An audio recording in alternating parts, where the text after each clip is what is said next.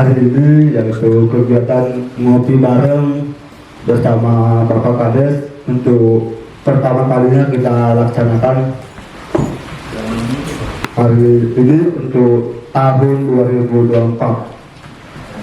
Jadi ada beberapa hal yang akan kita bahas nantinya. Yang pertama, yang paling penting adalah berkaitan dengan mekanisme pengurusan surat tanah di desa, yang tentunya nanti akan dijelaskan langsung oleh Pak Kades. Selanjutnya terkait dengan kegiatan-kegiatan kita di desa, yaitu ada program BLT. Kemudian nanti rencananya Pak Kades akan menambah Linmas. Kemudian nanti sebentar lagi juga ada tim juru pungut akan menjelaskan sedikit terkait dengan pajak bangunan PBB. Nah, untuk tahun ini kita ada perubahan struktur organisasi di perangkat desa.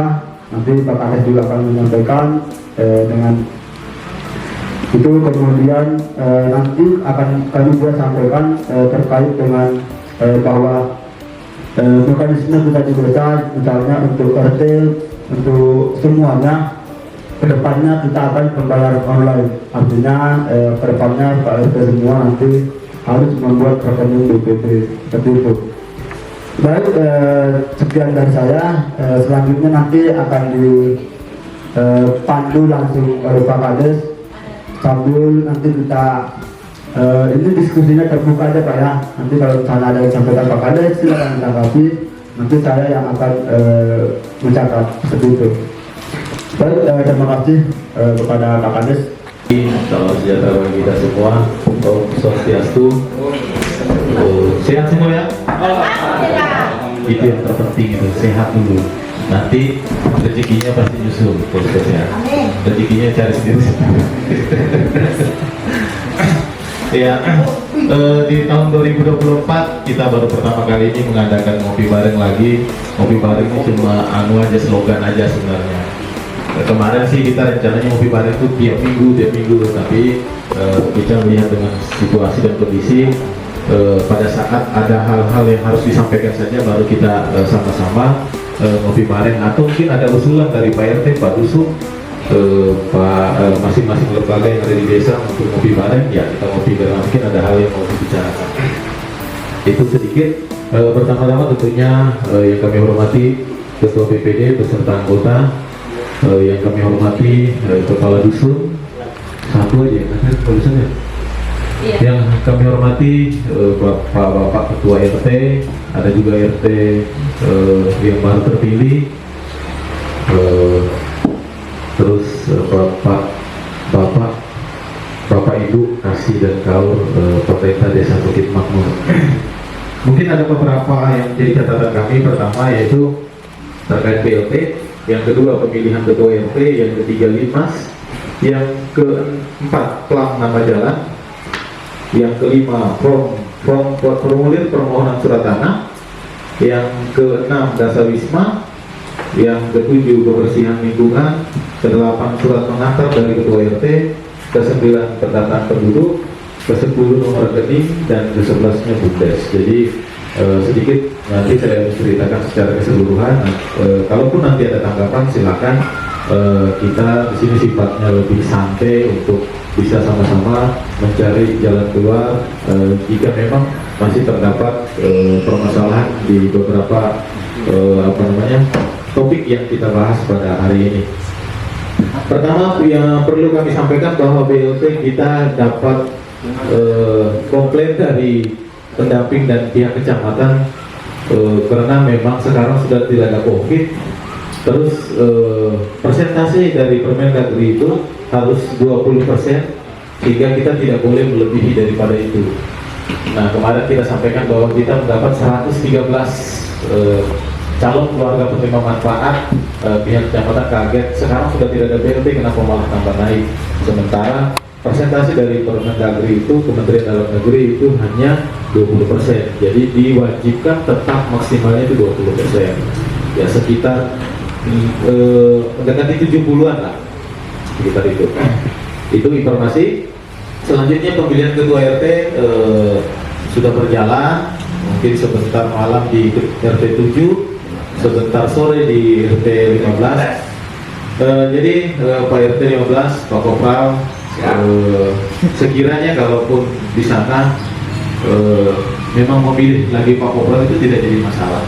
Karena tentunya ritual itu tetap harus berjalan, ya kan? Ritual pemilihan itu tetap harus berjalan. Contohnya kayak Pak Nasution, ya tetap berjalan ritualnya dan terpilih lagi. Pak Ilyas, ya ritualnya tetap berjalan dan terpilih. Saya juga harapan saya kalau seandainya memang diperbolehkan, Pak Kopral juga tetap terpilih lebih bagus, karena jujur walaupun tua beliau ini setiap hari pasti ada di kantor. Ada yang diurus. Ya. Beri tepuk tangan dulu Pak RT 15. Masih muda. Iya. Tua itu diangkat saja ya. Semangatnya. Tua muda masih. Selanjutnya Linmas ini kita sudah ada Linmas, ada 5 Linmas kita, yang mana Linmas ini juga mau kami aktifkan untuk ngantor. Jadi kalau 5 ini atau nanti kalau kita tambahkan 2, mereka tinggal atur aja. Paling tidak satu minggu itu 1 orang 1 hari untuk di kantor. Standby saja di kantor untuk melayani tamu kan. Karena memang ruangan kita di sana kan sudah bersekat semua. Nanti takutnya tamu bingung kalau mau ketemu sekdes, mau ketemu kades biar melalui Linmas. Kita langsung melonong ya. Jadi Linmas ada 5, mungkin nanti dari Camp 3 saya minta Pak Suko 1 ya. Iya. Selanjutnya dari RT 9 mungkin nanti kita lihat siapa yang sekiranya bisa untuk menjadi Linmas. Karena di RT 7 sudah ada, RT 3, RT 1, RT 2 sudah ada, RT 6 sudah ada, 3 sudah. 8 sampai 9 ambil 1 perwakilannya di 9. RT 11. RT nggak bisa satu-satu kita ambil 7 aja. Kalau ambil apa namanya? Dia kenal namanya Pak Kopral. Tapi kita tahu Pak Kopral berdiri di depan itu. Ternyata mereka itu buat domisili hanya untuk bisa masuk kerja. Ya, nah, setelah kita selidiki ternyata domisili saja sudah bisa mereka masuk kerja. Jadi juga menjadi catatan untuk beberapa pihak perusahaan supaya nanti kita bisa panggil mereka untuk sama-sama membicarakan masalah ini. Jadi mungkin kita tetapkan saja kalau untuk domisili itu seperti apa, karena rata-rata sekarang lebih-lebih di wilayah RT 15, RT 9 itu banyak warga yang mungkin datang tidak pernah melapor ya pasti. Banyakan Pak. Banyak. Kemarin tuh ada masalah sampai jam 2:30. Iya. Tadi kamu tidak ada lapor. Pihak tuan rumah tidak ada lapor. Aku tidak mengakui. Iya. Ya itu mungkin bagian daripada apa namanya imbas dari mereka tidak pernah lapor ya. Kalau itu itu salah satu orang juga. Sehingga sampaikan ke mereka kalaupun ada warganya yang baru atau keluarga yang baru datang, paling tidak harus melapor lah ke RT. Sehingga kita tahu berapa minggu sudah ada di sini, baru kita buatkan surat domisili. Ya itu. Domisili tidak semuanya langsung keluar loh Pak ya. Iya. Maaf ini harus tata ceritanya. Hari-hari kelakuannya kayak apa harus di gitu loh. Nah, baru 1 bulan bisa buat domisili. Ya minimal 1 bulan. Karena memang poinnya itu mereka buat domisili hanya untuk supaya bisa masuk kerja. Nah, kalau aturannya kan 3 bulan. Aturannya harus 3 bulan. Domisili kalah sama rekomendasi saya. Waduh, gue bilang ini lebih kuat domisili ketimbang rekomendasi dari Kades. Itu mungkin nanti kita bahas bersama. Selanjutnya pendataan penduduk. Nah ini pendataan penduduk ini sudah ada biayanya, sudah ada anggarannya. Cuma kita karena ini apa namanya proses pelaksanaan ini agak lama sehingga kemarin silpa. Nah, nanti setelah kita APBDes, Musdes APBDes, maka dana di bank itu sebesar 700 juta, tapi bukan untuk pendataan penduduk saja. Silpa kita 700 juta, nah itu bagian daripada penganggaran pendataan penduduk. Nah itu nanti ya, jadi makanya sudah jadi.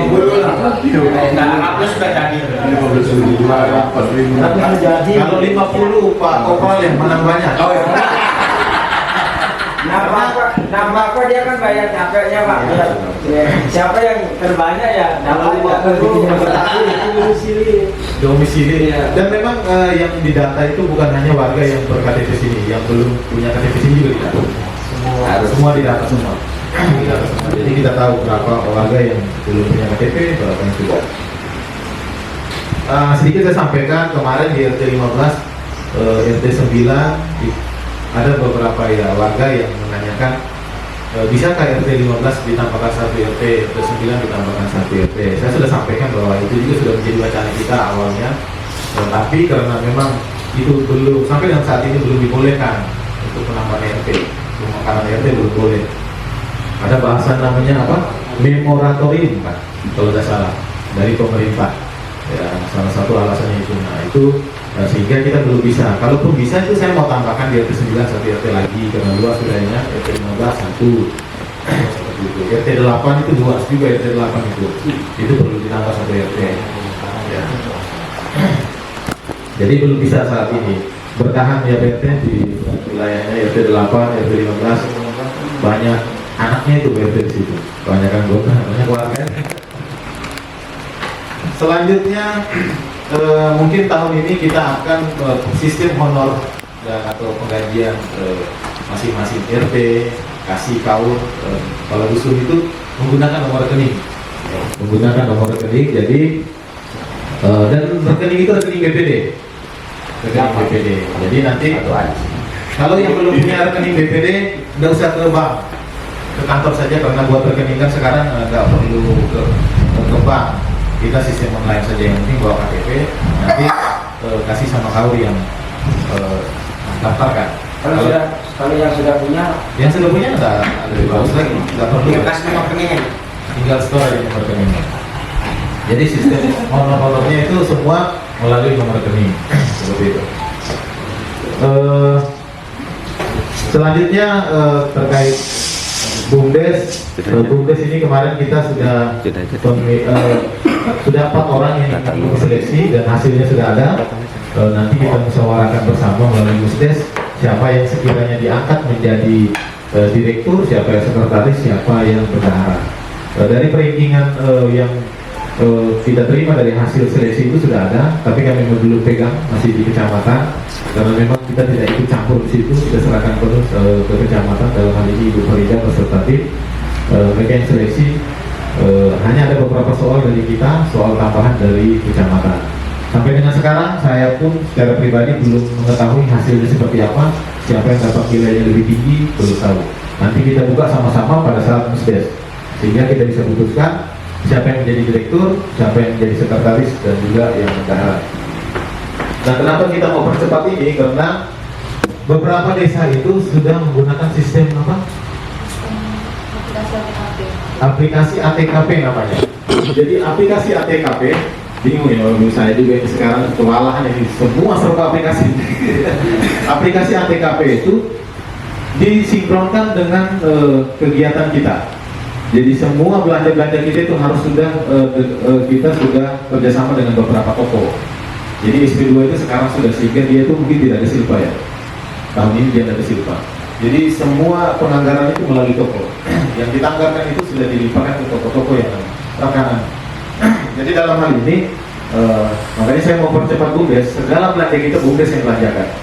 Yang dibelanja yang terkait APBDes, BUMDes yang belanjakan. Rekanan kita BUMDes yang sehingga paling tidak dari situ BUMDes memperoleh hasil lah. Maksud saya, semua belanja ini tidak mungkin bisa kita belanjakan di Kaliorang atau di Desa Bukit Makmur. Contoh hal-hal yang memang barang-barang yang tidak ada di sini pastinya kita belanja di luar Bukit Makmur, itu sudah pasti. Tapi kalau kita menggunakan rekanan dari BUMDes, otomatis uang itu berputar di wilayah Desa Bukit Makmur saja, uang APBDes kita. Akhirnya mungkin nanti dalam waktu beberapa hari ke depan kita musdeskan bersama terkait dengan BUMDes ini. Selanjutnya terkait ambulan dan desa siaga. Desa siaga sementara Pak RT ya, Pak RT 12 tadi. Mohon izin PRT mungkin kita mengingat bahwa Pak RT juga di samping selain menjadi ketua RT juga mungkin ada kesibukan lainnya Pak RT ya. Ya mungkin kita ada pergantian mungkin di desa siaga. Maksud saya kenapa kita bentuk desa siaga, sehingga ambulan kita bisa di bawah naungan desa siaga. Ya, jadi kita kasih operasional, kita kasih gaji, dan kita bangun sistemnya sehingga ambulan itu dikontrol oleh desa siaga. Jadi maksud saya itu ambulan sekali jalan, kita tinggal tentukan rutenya kemana. ke puskesmas, ke Sanggulirang, ke Sangatta. Nah, kita tentukan rute itu berapa biayanya misalnya. Ke puskesmas berapa, ke Sanggulirang berapa, ke Sangatta berapa. Terus tentunya kita kasih sahur dengan uang bensin, uang makan. Nah, sehingga untuk keluarga desa Bukit Makmur itu ya harusnya tidak bayar lagi karena kita sudah menganggarkan biaya personal. Tetapi kita juga masih bisa melayani warga di luar Bukit Makmur. Walaupun beberapa desa di sini sudah ada ambulans semua, tapi biasanya itu puskesmas kalau ada pasien yang sakit dan mau dirujuk, yang pertama ditelepon itu pasti ambulans desa Bukit Makmur. Sebelum ambulan lain ditelepon, itu pasti ambulans desa Bukit Makmur dan pastinya selalu siap untuk mengantar.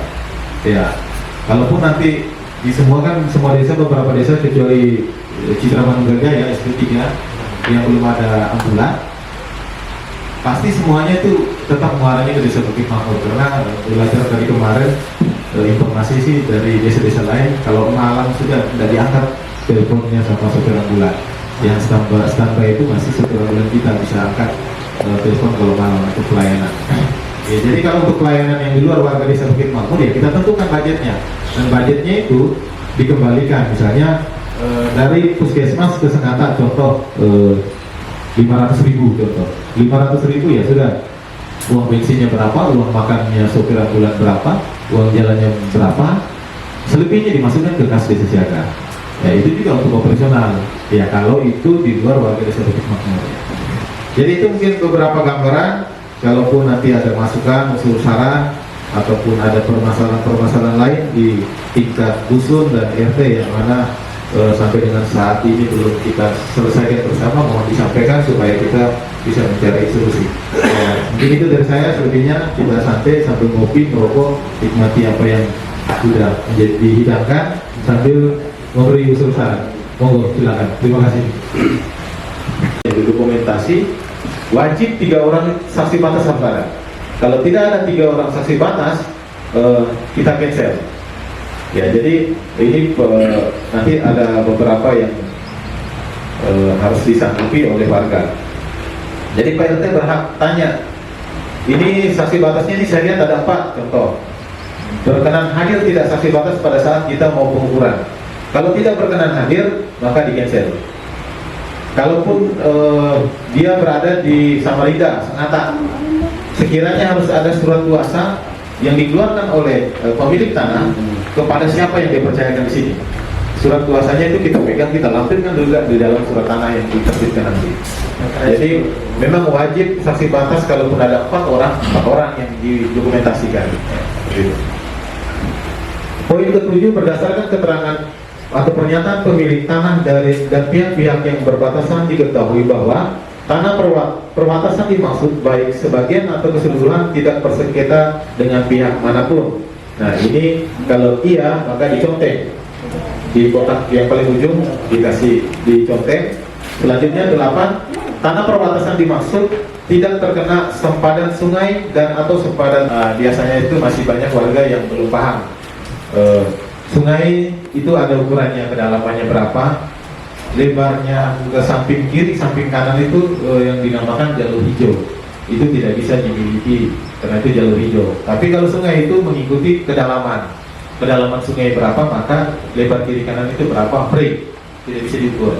Seperti itu. Begitu juga dengan jalan lingkungan, jalan kabupaten, jalan provinsi itu ada ukurannya. Selanjutnya, tanah perbatasan dimaksud tidak berada di atas tanah pemerintah atau tanah fasilitas umum. Nah ini penting. Tanah perbatasan dimaksud tidak berada pada wilayah yang dapat diduga merupakan kawasan lindung dan atau kawasan lain dalam kurung restan dan HPL yang dilarang dikuasai atau digarap menurut ketentuan perundang-undangan. Jadi ini juga menjadi salah satu dilema kami. Kami sudah berapa kali ketemu sama Kabid di Snaker, Kabid Transmigrasi mengenai tanah restan dan HPL ini. Kita dilarang buat surat, tapi kalau kita tidak buat surat, maka keributan itu pasti terjadi karena tidak memiliki, bisa saling mengklaim.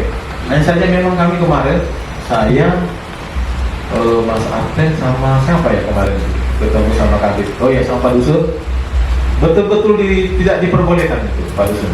Tidak diperbolehkan buat surat tanah itu di tanah restan dan tanah HPL. Terus saya tanya, bagaimana kalau yang sudah menguasai? Ya biarkan aja.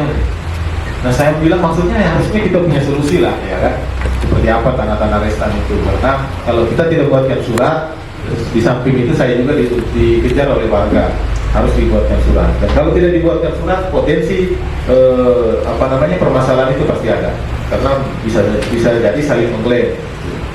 Nah, karena memang dilarang, sehingga sampai kita tidak berani untuk membuat surat tanah di tanah restan dan tanah HPL.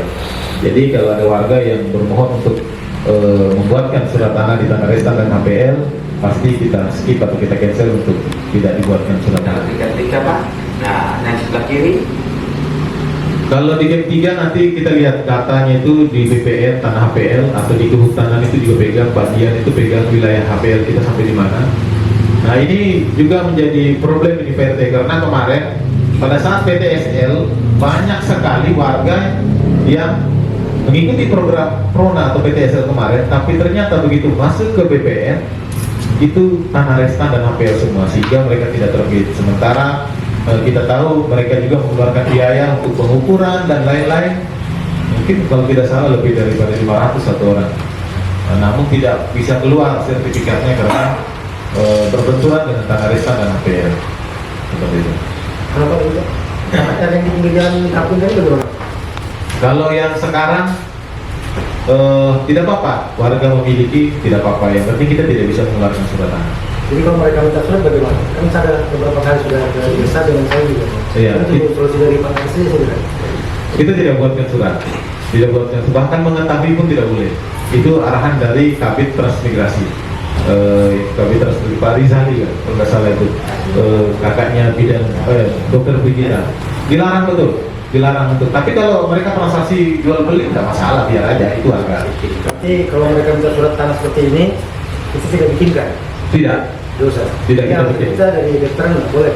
Iya, tidak boleh. Sampaikan saja bahwa kita dilarang untuk membuat. Tapi kalau mereka ada transaksi jual beli dengan kwitansi dan lain sebagainya untuk penguat atau surat jual beli, silakan. Kalaupun mereka warga tidak tahu bahwa surat jual beli, diminta bantuan kita buatkan surat jual beli, tapi kita tidak mengetahui.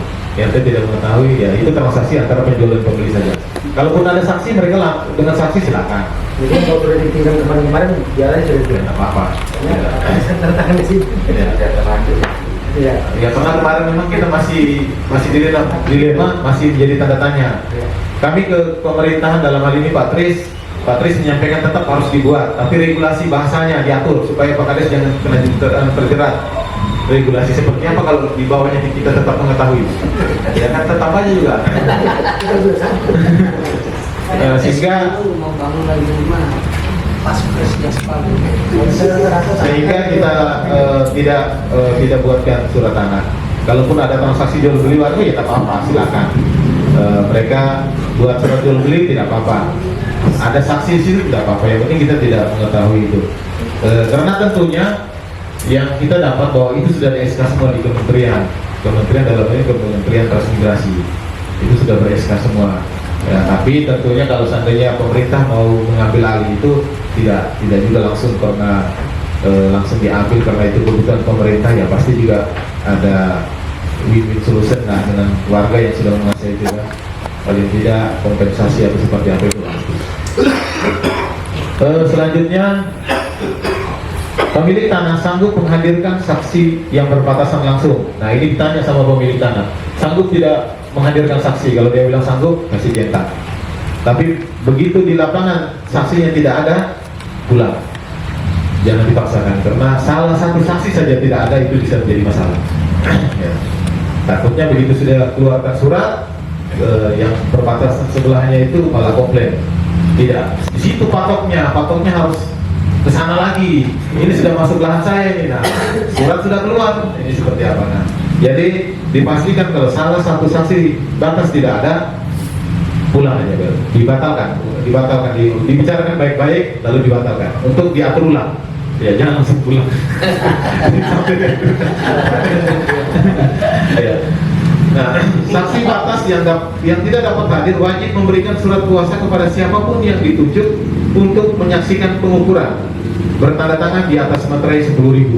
Nah ini wajib mengeluarkan surat kuasa kepada siapapun yang ditunjuk bertanda tangan di atas materai 10.000 saksi.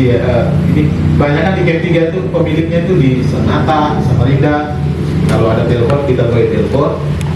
Kalaupun dia bisa menunjuk orang yang dipercaya di sini, tunjuk melalui surat kuasa.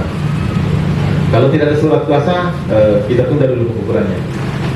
Selanjutnya poin ke-13, tanah yang akan diukur memiliki bukti patok batas wajib. Tanah yang diukur memiliki bukti tanam tumbuh yang terawat dan tidak belukar. Nah, ini bukti tanam tumbuh ini. Kemarin juga ada beberapa ini yang warga minta diukurkan tanahnya. Kalau kita lihat hutan, tapi di dalam itu ada kopi itu. Kemarin itu kami siram kopi di situ tuh. Ya, masuk kita cari, ada memang, tapi di dalam itu, dalam kebunnya itu ada kopi 1-2 pohon, kemiri, ada kemiri juga kami tanam kemarin. Yang biasanya kelompok tanah ya. Ada kemiri itu kemarin, betul ada. Tapi kan tidak terawat. Ya, jadi di sini ada poin tanah yang diukur memiliki bukti tanam tumbuh yang terawat dan tidak belukar. Tanah memiliki bukti bangunan jika ada. Ya, jika ada bukti bangunan bisa diukur. Jadi yang pertama poin penting adalah patok jelas, tanahnya terawat. Ya. Demikian berita acara ini dibuat untuk dipergunakan sebagaimana mestinya. Tim pemeriksaan tanah perbatasan, ketua RT, nama ketua RT, tanda tangan. Kalaupun diperiksa dengan Pak Dusun nama, tanda tangan di situ, stempel. Nah, setelah itu formulir ini di store ke desa. Setelah di store ke desa, maka tim pengukuran memberikan nomor antrian. Ya, ini nomor antrian sekian. Kita ukurnya hari ini. Hari apa ditentukan oleh tim pengukur. Kalau formulirnya sudah. Jadi maksud kami ini membuat formulir ini supaya kita bisa agak sedikit rem permintaan pembuatan surat tanah. Karena ini hampir tiap hari ini ditelepon untuk buatkan surat tanah, tapi kan kita kadang lupa itu kalau hanya melalui telepon, melalui WA, kadang lupa. Berikut kalau seminggu kemudian dia kabari, nanti dengan nada yang agak berbeda sudah 2 minggu Pak, ini saya minta, ini belum diukur. Sudah 2 minggu itu diukur, belum keluar suratnya. Seperti itu. Jangan siksa. Jadi perlu disampaikan bahwa surat tanah keluar 2 minggu setelah pengukuran. Surat tanah itu keluar 2 minggu setelah pengukuran. Maksudnya itu kenapa 2 minggu? Kita melihat jangan sampai sebelum atau jangan sampai setelah suratnya keluar ada yang komplain, itu tanah saya di situ. Tapi surat tanah sudah keluar, nah ini kayak mana? Agak repot. Kita mau ambil surat tanah itu dari warga, pasti warga juga keberatan. Kalau surat tanah sudah jadi, apalagi sudah saya tanda tangani. 2 minggu itu masa jeda. Takutnya saja bila mana ada warga lain yang komplain bahwa sebenarnya itu tanah si ini, ya kan? Tapi karena kita minim informasi di lapangan, kita ukur aja sesuai dengan permintaan pertama. Ternyata ada permasalahan. Jadi kita kasih waktu 2 minggu. Selama 2 minggu itu tidak ada komplain dari beberapa pihak, kita terbitkan surat tanah. Ya, jadi disampaikan ke warga bahwa setelah pengukuran 2 minggu, iya. Ini catatan, berita acara pemeriksaan tanah garapan dan permohonan dilampirkan dalam SPPT. Permohonan dan berita acara pemeriksaan tanah garapan yang dipegang itu dilampirkan di dalam surat SPPT itu, surat kepemilikan. Yang kedua, surat tanah terbit 2 minggu setelah pengukuran tanah atau lokasi. Yang ketiga, jika setelah tim pengukur ke lokasi dan apa yang menjadi poin penting di atas atau persyaratan tidak lengkap, maka pengukuran dibatalkan.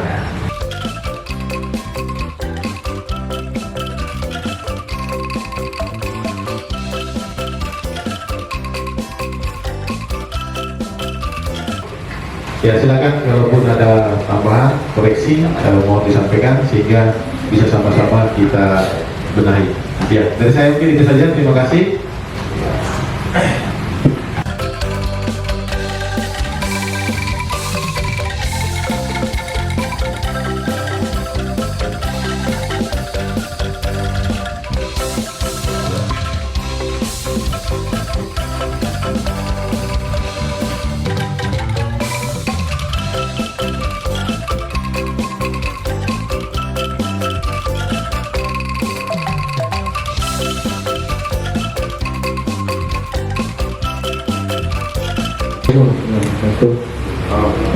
di lingkungan RT 12 ada beberapa sekolah SD dan SMK.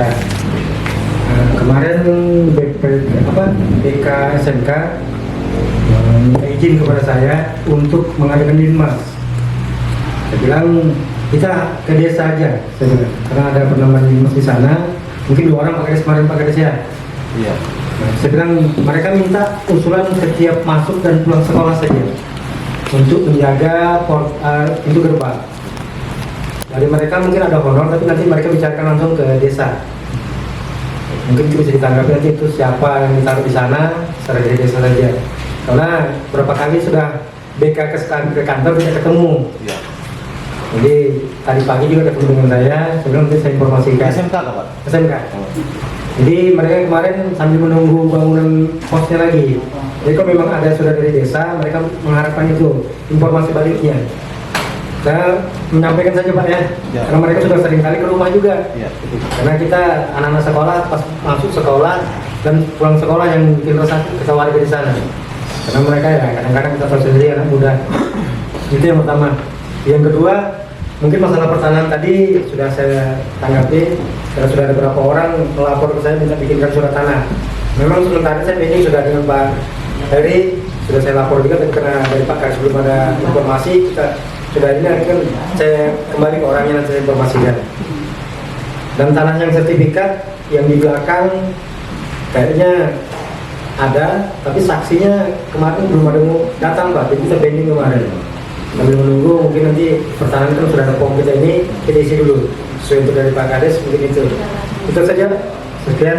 Assalamualaikum warahmatullahi wabarakatuh.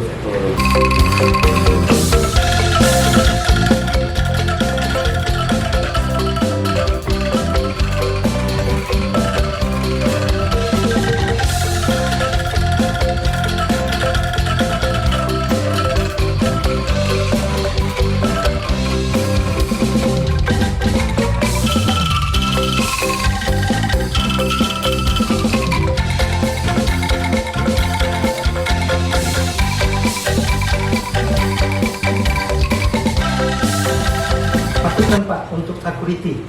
Jadi linmas itu nanti bergantian. Entah bulannya siapa, bulan siapa, itu dimasukkan nanti security-nya Pak. Oh, Itu berarti ada mereka posnya. lebih membutuhkan tenaga saja. Iya. Tapi mereka gaji kan? Gaji juga, Hanya Pak. mereka mintanya dari Linmas. Dari linmas desa. Nah, bagus Jadi lagi mereka- biar Linmasku ada tambahan. Ya. Berapa orang Pak butuhnya? Nanti mereka minta nanti ada sip-sipan mereka nanti saya Di SMK kan ada wakar di situ ya? wakar tuh malam saja Pak. Malam aja. Saya pikir Pak dia minta linmas desa yang berjaga begitu. Dan desa yang Kenapa, biayai. Pak? Kalau ada Saya Biayai. Saya pikir begitu, kalau desa yang biayai aku angkat tangan juga. Sudah kecil gaji Linmas, banyak juga tugasnya. Nah, mereka kan nanti tambahan dari desa berapa nanti ada mereka nambah. Oh, lagi. iya. Jadi honor dari provinsi nanti itu. Boleh juga Oh, misalnya bagus 5 itu. dari desa Ya. berapa orang boleh dipilih dan Gilir Gilir, saja. harga siapa. Jadi tidak mengharapkan ada di kita saja. Nah, iya. Supaya tidak Oke, dilihat. sepakat PRT. Sampaikan nanti sama Nanti gurunya. saya pulang ini saya sampaikan ke mereka. Kalau saya sih sepakat. Karena minta Yang kedua tadi tanah sertifikat ya PRT. Ya. Tanah sertifikat ini tidak terlalu repot, tapi memang saksi batas wajib hadir. Karena tanah sertifikat ini kita hanya surat jual beli saja. Kita hanya yang penting ada kwitansi dan ada surat jual beli, kita itu aja. yang balik namanya Balik nama itu bukan di desa. Dia kalau nggak salah PPAT ya. Taman. Balik.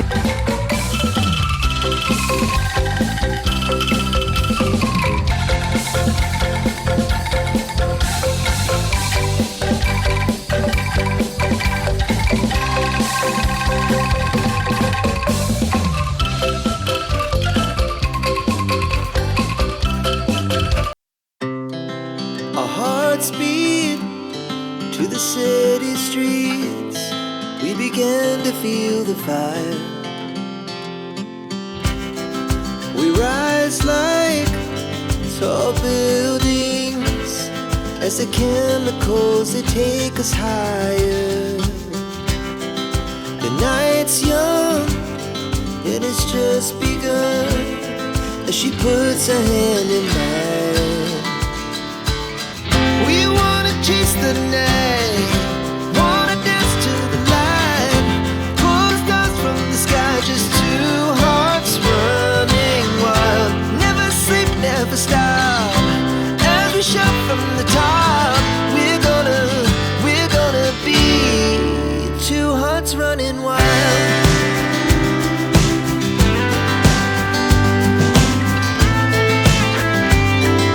kita kasih.